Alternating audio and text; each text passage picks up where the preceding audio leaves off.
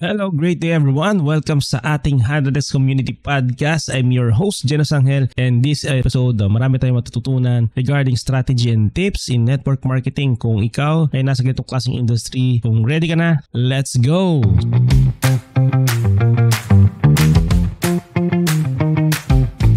So, ang topic natin today is from zero to hero. So, maybe marami sa atin nag-wonder on different kinds of situation in our lives. Magkakaiba tayo ng sitwasyon right now. Ano yung pwede nating pasukin? Maraming tanong na ganyan. Ano kayo pwede kong gawin nowadays? How can someone can change his life nowadays? Ano oportunidad? Ang dami, di ba? Sobrang dami ng oportunidad. Kaya kung ikaw, nanood ka ngayon at questions din yan sa'yo, anong opportunity yung pwede mong pasukin? Di ba? Nowadays, ano yung mga pwede mong magawa? So, this podcast is for you. Marami talagang options na ngayon, and today we will dive deep dyan sa mga options na yan. So bakit business din ang pinaka the best kung anong options? Kasi hindi lang business madami. May mga VA na ngayon, kung gusto mo Canva, mga edit, ganyan. May mga affiliate marketing, may mga online selling, ano pa ba? May mga ngayon, yung mga forex trading, ganyan. So basta lahat ng mga sinasabi ko sa inyo, lahat yan may risk yan. Lahat yan may risk, diba? So sabi nila wala naman risk yung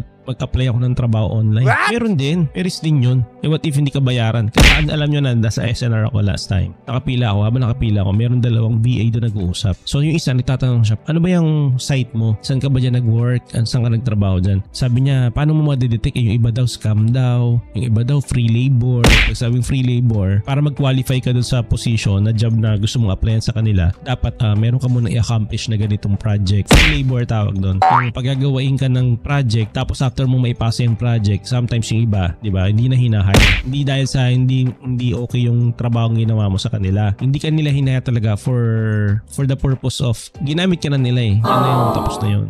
After mo, marami mag-a-apply pa na doon nila papagawa yung ibang project nila. So nagkakaroon sila ng operations nang hindi sila nagbabayad sa tao, di ba? So ikaw naman, isipin naman bumagsak ka. Pero sa totoo lang, ginamit ka lang as free labor. So hindi lahat may risk talaga. So even sa trabaho online, may risk din yan. So ngayon, balik tayo. Paano ba magiging successful ang isang tao from ordinary person, from zero to hero? Nakatapos, hindi nakatapos, paano magiging asensado? So number one, paano ka ba pwedeng umasenso sa panahon ngayon? Kasi sa panahon ngayon, ang dami ng paraan para umasenso actually. Hindi na yung katulad nung sinauna na kailangan mo mag-stick sa 9 to 5 na job. Wala na. Kaya kung nasa 9 to 5 job ka, congrats. So marami ng options ngayon. Ang daming options ngayon. Like starting up a business. Pwede ka mag-freelancing. Yeah. Pwede ka mag-invest. And you can also go digital. Diba? Madami. Pero ang tanong, alin dito yung pinaka-effective? Alin dito yung pinaka-sustainable? Alin dito yung fit for you? Kasi hindi naman kasi pwedeng lahat mag-online editor. Hindi naman lahat kaya mag-videographer, di ba? Mag-video editing. Hindi naman lahat techie. So paano? Paano ka sasabay dito sa mundo ng online business? Paano ka sasabay dito sa era ng artificial intelligence, AI na yan? Paano ka sasabay dyan? Kung wala ka namang know-how sa mga technicalities, lalo na kung online, hindi ka techie, medyo ma-edad ka ng konti, hindi ka nausuhan ba? Paano ka sasabay? Nandun ka na sa, siguro mga bata, kaya pa pero yung mga medyo nasa 30s, 40s, 50s ka na, 80s, 70s ka pa, di ba? Yung mga tipong di pa uso yung Nokia, di ba? Nabutan mo na. Di ba? Paano ka sasabay? Anong oportunidad? Madaling sabihin na ang dami. Kaya lang, alin nga yung pwede sa'yo? Hindi naman kasi pwede lahat sa'yo. So, pwede ka mag-artista. Mag-vlogger ka, tanong pwede ka ba? Gusto mo maging vlogger? Ang pagbabloging kasi, marami akong kilalang vlogger eh. Laki na nang inubos niyan. May mga kilala kong vlogger, kaibigan ko. Laki na nang inubos eh. Di pa rin nagmo-monetize ka. Kulang pa sa panggas ang monetization. Diba? So, hindi lahat pwede dyan. Hindi lahat pwede sa vlogging. Hindi lahat pwede sa pag-artista. Diba? Gusto mo mag-artista, pagtingin mo sa salamin. Nalimutan mo. Diba? Hindi lahat pwede. Hindi lahat pwedeng gawin yung ginagawa ni Ibana. Alawi, diba? Hindi lahat pwede. Hindi lahat kasing pogi ni Genos Angel. Aba, matindi! Lahat, diba? So, kaya kung gusto mo ng aning dun yung pwede sa'yo, effective, hindi ka pipiliin. Kasi may qualifications pa rin yan eh. So, pwede mo sabihin, wala akong pipigil sa akin eh. Pag gusto ko mag-vlog, magbablog ako. Wala akong pipigil sa'yo. Problema lang kung manonood. Joke lang. Ay naman, no? Malay mo, di ba? Yung ibang pangit nga sumikat. Biro lang ha, walang masasaktan ha. Hindi ka pinapatamango yung katabi mo. Tingin sa katabi mo. Yan.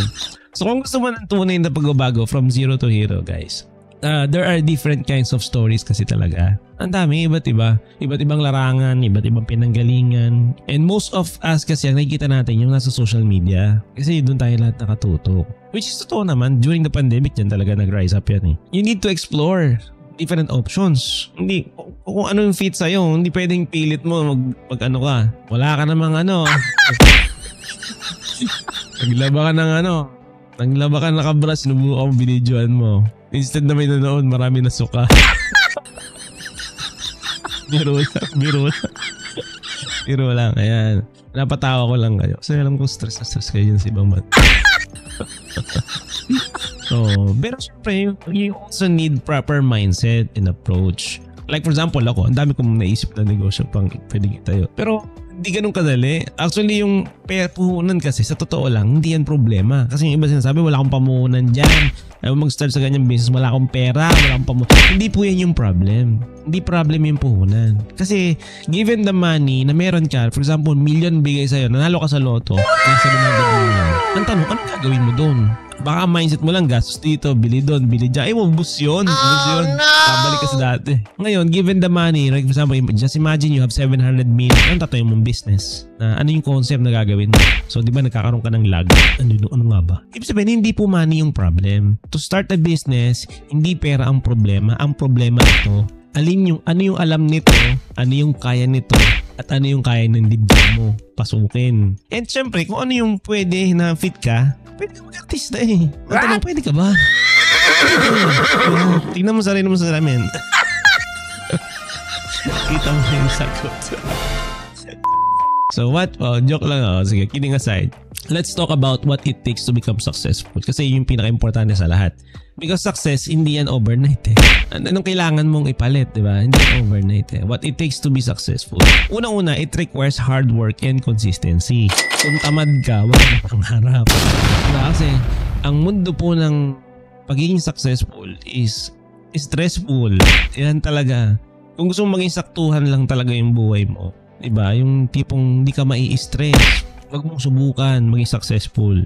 Diba? Yung okay ka na dyan sa buhay mo ng ganyan, yung normal lang, yung ganyan, yung naglalakad ka lang dyan, yung nakakakain ka naman 3 beses isang araw, yung nga lang gipit ka. Kung okay na sa ganun yung sitwasyon, ayaw mo ng mga pressure sa buhay, ayan, huwag kang mangarap maging successful. Kasi yung the journey to become successful is very hard. It's very hard. Pero if you have proper guidance and mentors, it will be easy. It will be challenging but can overcome. Kaya kailangan mo ng unang-una hard work and consistency. Kasi yung iba, marami ako nakitang ganito eh. Ay, magtatayo ako ng ganitong business, nagtayo. After 2 months, hindi na yung business. Una, ganado. Laging sinasabi, kailangan ko ng puhunan para mapagtayo ako ng ganito. Nagkaroon ng puhunan, may tumulong. Pinoot up niya yung business. Pero after a weeks, ayaw na. Natry na naman ng ibang business. Hindi daw nag-click. Subukan na may iba. It's just always problema niya. Puhunan daw. Okay. Ito, sige. Puhunan ulit. Try ka naman ulit. Ayan. Subok ulit dito. Na-hype sa ganito. Napanood sa social media. Mukhang in yung ganito. Trending yung ganito. Gawin natin. Ayan. Ginawa na naman. Sa una, sipag. Diba? Dedicated. Passionate. Pinagpupuyatan. Pero after a while, 1 month, 2 months, 3 months, hindi niya nakuha yung expectation na gusto niya. Kasi nabuhay sa mundo ng hype eh. Gusto lagi yung expectation niya katulad doon napapanood sa social media. Hindi po ganun yon. Yung nakikita mo kasi dyan, kaya nila sineshare dyan, naging successful na sila dyan eh. Diba? So you have to accept na bago sila naging successful, yung pinagdaanan niya. Hindi pwedeng pag ginawa mo yun, successful agad yung labas. Walang ganun. May nakita nga ako dito eh. Ginagaya niya yung luto-luto sa sa pinapanood niyo sa online. Yung iba yung tsura nung kanya. Yung sa pinapanood niya, ang ganda ng output. Yung kanya, durog-durog. Oh no! Diba? Hindi mo pwedeng expect yung outcome nila. Yun agad yung lalabas sa'yo. Siyempre, yung mga tao na yun, pinost na nila yun kasi resulta na yun eh.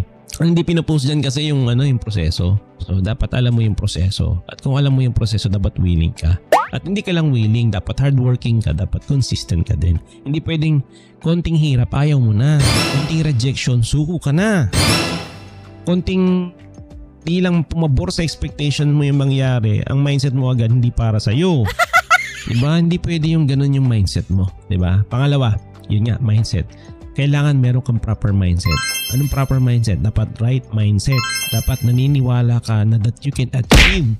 Dapat naniniwala ka na makukuha mo yung gusto mong makuha once na pumasok ka sa ganitong negosyo or business. Business ka or anything na gusto mong pasukin para magbago yung buhay mo. You need to have a right mindset. Diba? Para umasenso ka. Hindi lang para sa mayaman and well-connected ang success. Para din sa'yo yan. Pwede ka din dyan. Naging problem lang what differentiate ang mayaman sa nagsusubok na mahirap, nagsusubok umasenso is the consistency and hard work. Kasi yung mga mayayaman, sabi nga nila, wala anak mayaman na kasi yan kaya yumaman na yan. Yun na yun eh. Pinanganak siya, nakita niya yung hard work ng parents niya doing the business. Hindi naman yung pinamana basta-basta. For example, ikaw mayaman nanay tatay mo, may ganito kayong business. Hindi mo naman alam yun, pinahandle sa'yo. Di ba babagsak ka din? Oo. So ang isang tao na anak mayaman, sa kanya pinahandle business pero nag-flourish, ibig sabihin nakita niyo yung proseso. Nakita niyo yung proseso kung paano masenso yung parents niya. Nakita niyo yung hard work. Yun lang din yung ginawa niya. Impossible. Minentoran niyo ng parents niya. Kaya umasenso siya. And hindi siya na-expose sa mga wrong mindset people. Hindi siya na-expose doon. Kasi all throughout na pinanganak siya, na-expose na siya sa mga taong negosyante. Kaya ang utak niya, negosyante na. Ikaw sa exposure mo. Ayan. So number 2, right mindset. Yun importante sa lahat. Pangatlo, dapat willing to learn ka. Hindi pwedeng laging, hindi, alam ko yung ganito. Nakita ko sa YouTube, ganyan yung ginawa dyan. O yun, pagkaluto, durog. Pakita ko sa TikTok kasi ganito yan, ninikot-ikot lang yan, di ba? Habang pinapanood sa TikTok yung kanya, iba yung tsura. Di ba? So yun, so maraming successful people who started from nothing talaga. Marami. Kaya kung kaya nila, kaya mo din. Kaya mo rin, di ba? So bakit business yung pinaka-best option? Simple lang eh. If you want control over your time and finances, kung gusto mo ikaw yung may control, business yun. Yun yung way to go. Kasi kung pagtatrabaho, wala kang control doon eh. Yung may-ari ng kumpanya, yung pinagtatrabaho mo, yung may control dyan. Pag sinarado niya, sarado ka din. Diba? So hindi mo kailangan magtrabaho ng buong buhay mo kasi para sa ibang tao. So wag mo nang ipaglaban yun. Minsan kasi yung may friend ako kasi nagko-content siya. Binash yung post niya regarding sa sinasabi niya regarding sa employment. So hindi naman binabash yung employment eh. Ang sinasabi, hindi mo masama yan eh. Masama magnakaw. Hindi masama yung employment. Okay yan. Okay yan. Pero magkakaiba kasi yung goals natin eh. Pag mataas ang goals mo, hindi okay yan. Pero kung ang goals mo, saktuhan lang just to make both ends meet lang. Kung magkaroon ng konting financial progress ng paunti-unti lang, ng something lang na sapat lang na alam mo yun, kung gano'n lang, pwede ka sa employment. Pero kung mataas yung pangarap mo, ambisyoso ka, gusto mong bumili ng ganito, bumili ng ganyan, makatravel sa gano'n, maging malaking bahay na ganito, mapag-aral yung anak mo sa magandang eskwelahan, di ba? Lasal or Ateneo, mga ganyan, San Beda. Gusto mo makabili ng sports car, magandang bahay, mabilan yung anak nyo ng kotse, magbuka tayo sa katerabang apartment, business. Kung ganyan ang mindset mo, employment is not the way. Yun lang naman kasimple yun eh. Nakadepende kasi yan sa pangarap mo, kung anong level ng pangarap mo ngayon, kung mataas pangarap mo, business yan. Hindi pwede employment yan. Kahit tumambling ka dyan, di mo makukuha yun dyan. Okay, galing na ako dyan. Diba? Hindi ka, kahit tumambling ka, wala talaga. Diba? So, ang maganda kasi doon sa business, may potential kang kumita ng walang limit. Sa trabaho kasi may limit yan eh.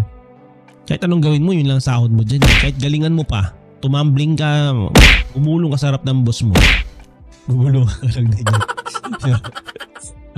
So hindi ka stuck sa fixed salary pagka nasa business ka. Kasi ikaw yung sipag mo doon tatapat yung sipag mo, tatapat yung income mo. Pag tamad ka, tamad din income mo. Pag masipag ka, masipag din ang income mo sa negosyo, sa mundo ng negosyo. Pero of course, it requires effort and dedication. Yun, no? Hindi pwedeng ang mindset mo sa trabaho ganito. Iniisip mo ang pagnenegosyo madali. Mas mahirap po ang magnegosyo kaysa magtrabaho kasi sa pagtatrabaho, gagawin mo lang yung sinasabi sa'yo. Yun lang, kung ano sinabi sa'yo ng boss mo, gagawin mo lang. Madali yun, diba?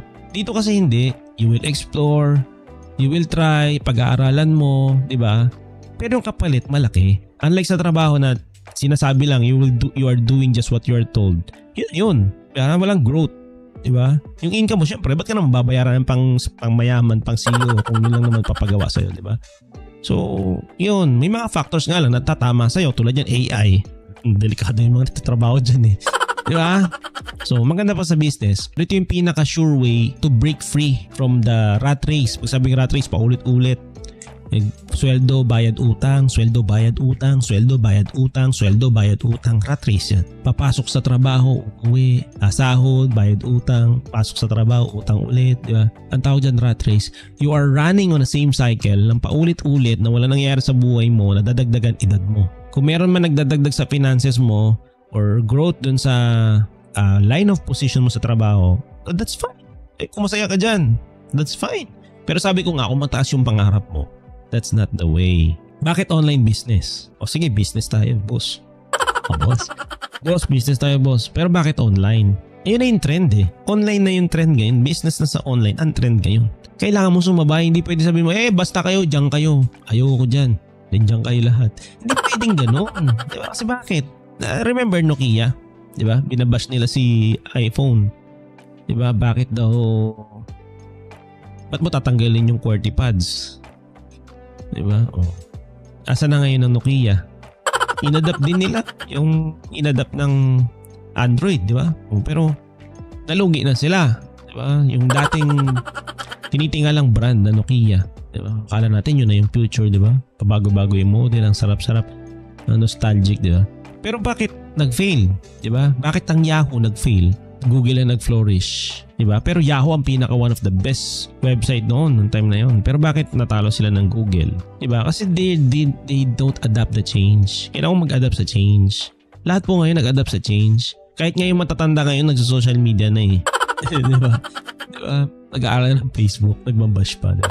So, shout out. Kailangan mong sumabay. Diba? Hindi pwede hindi ka sasabay.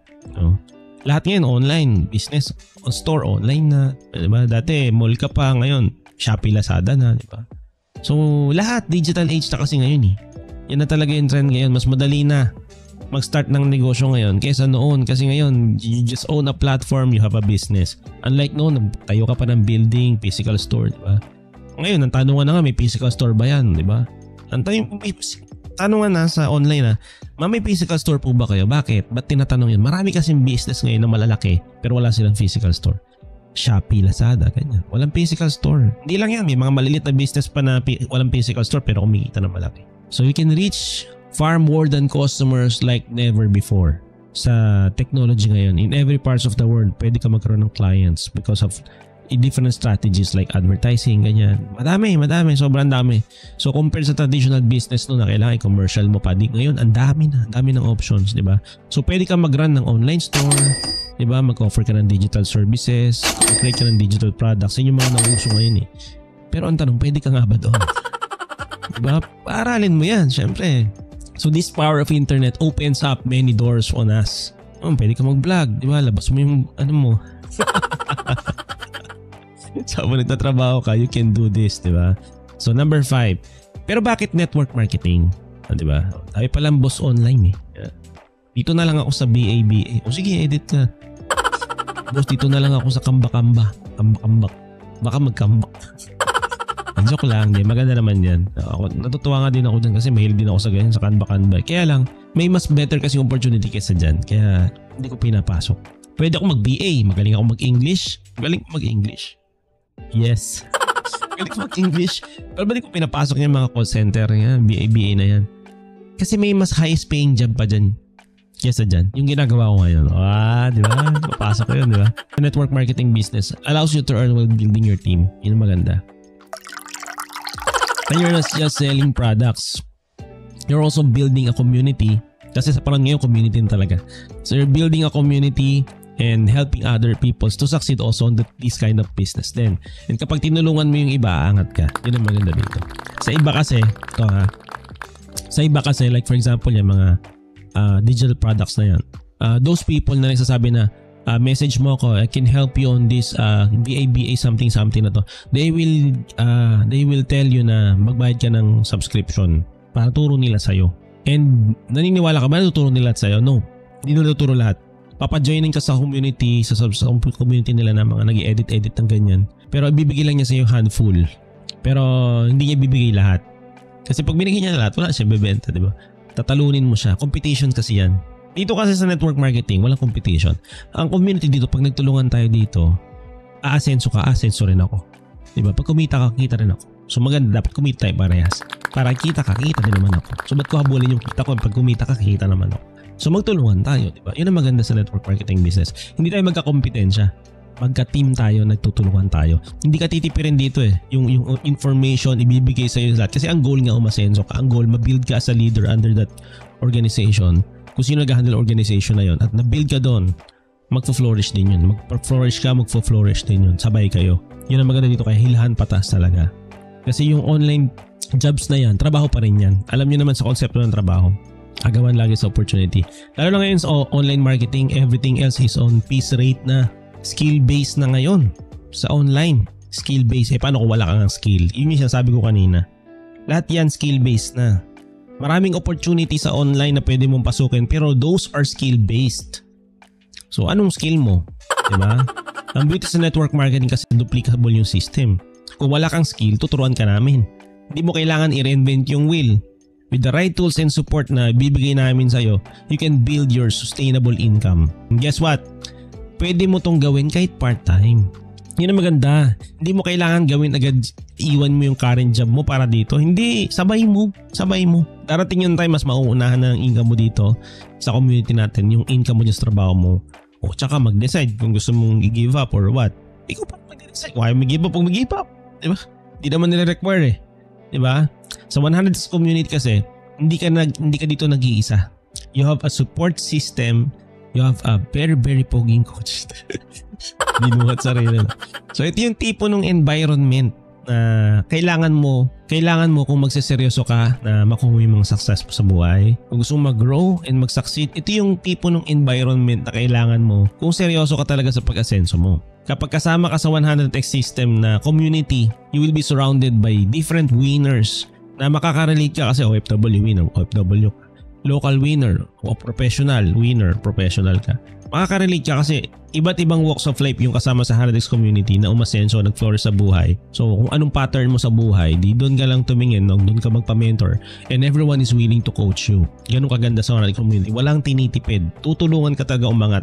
Tulungan talaga pataas. Okay? So kapag kasama ka sa 100x, you're surrounded by winners, magiging successful ka sigurado yun.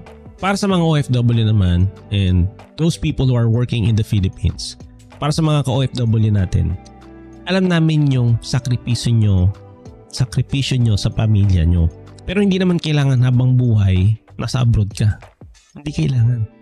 There is a way to break free on that kind of situation. By building a business where you're still there, diba? Working overseas, pwede mo nang simulan yung online business. Part-time mo lang gawin. Okay, tuturo namin sa yung strategy, maging part ka lang ng community. Tuturuan namin sa yung strategy, yung mga step-by-step guide. Ano yun yung ladder papunta dun sa gusto mong mangyari sa'yo. Paplanuhin natin yan. Gagawa natin ng plano yan. Okay, so eventually, makakauwi ka din and then hindi ka na maghahanap ng trabaho ulit pabalik sa abroad. So para naman sa mga kababayan natin na nasa Pilipinas, na whether you're working locally or doing side hustles online, diba? Or yun nga, sabi ko, mga BIBA ka, ganyan. There's always a way to level up. There's always a way to level up. Huwag kang matakot na mag-explore ng mga bagong opportunities kasi you feel like ito na yung pinaka-the best na meron ka ngayon. No. Huwag kang matakot mag-explore ng mga businesses like network marketing. Huwag kang matakot na explore. Ang mahalaga, nag-start ka. Ang mahalaga, nag-try ka. Kahit ano pa man yung estado mo ngayon sa buhay, you can go from zero to hero. Nasa iyo yung power to change your life and your situation. Kung kaya ng iba, kayang-kaya mo rin yan. Diba? Kaya sa mga OFW na kababayan natin, hindi imposible yung success. Posible yan. Maraming paraan para maging successful ka sa buhay mo, whether it's through business, online platforms, or network marketing. The choice is yours. Nasa sa'yo yan, hindi ka pipilitin. So start small, think big, and surround yourself with the right people here in 100x community. Together, we can turn our dreams into reality. Bibigay ako. Ayan guys, so thank you for tuning in on this episode natin na Zero to Hero. How can someone become, diba, extraordinary? How an ordinary people can become an extraordinary people, diba? Ulitin natin. Hard work, consistency, right mindset, and of course, dapat willingness to learn. And of course, importante nasa tamang community ka and nasa tamang oportunidad ka.